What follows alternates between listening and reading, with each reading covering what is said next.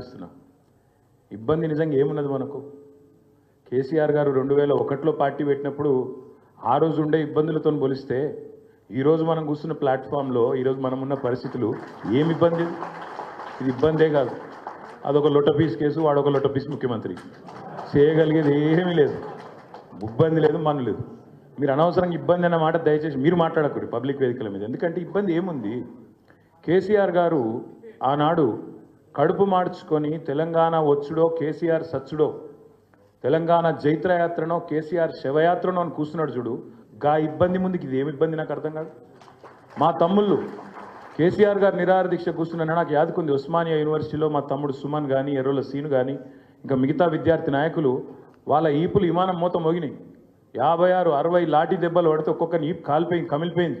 గా ఇబ్బందుల ముందు ఇదేం ఇబ్బంది?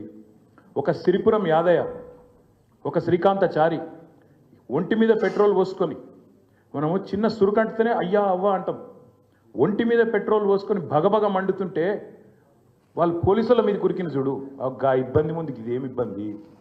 ఇబ్బంది అనేది లేనే లేదు. నేను మళ్ళీ చెప్తున్నా, అదో లొట్టపీస్ కేసు, వాడొక లొట్టపీస్ ముఖ్యమంత్రి, పీకేదేమీ లేదు. కాబట్టి మీరెవరు ఆ మాట మాట్లాడవచ్చు. ఇంకొక మాట కూడా నేను చెప్తా ఉన్నా. ఇబ్బంది అంటే కేసీఆర్ గారు పార్టీ పెట్టినాడు అగమ్య గోచరం. తెలంగాణ వస్తుందో రాదో తెలియదు. మజిల్ పవర్ లేదు, మనీ పవర్ లేదు, మీడియా పవర్ లేదు, తెలంగాణ సమాజం ఒక్కటిగా లేదు. అట్లాంటి పరిస్థితుల్లో, అగమ్య గోచరమైన పరిస్థితుల్లో ప్రజల కోసం, తెలంగాణ రాష్ట్రం కోసం తన జీవితాన్ని అంకితం చేసి ఆఖరికి చావు నోట్లో తలబెట్టి తెలంగాణ తెచ్చిన నాయకుడు కేసీఆర్.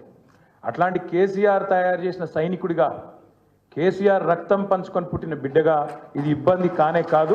మనం ఎవ్వరం కూడా బాధపడాల్సిన అవసరం లేదు. నేను మిమ్మల్ని కోరేది, ప్రార్థించేది ఒకటే. ఈరోజు రాష్ట్రంలో ఒక 3D పాలన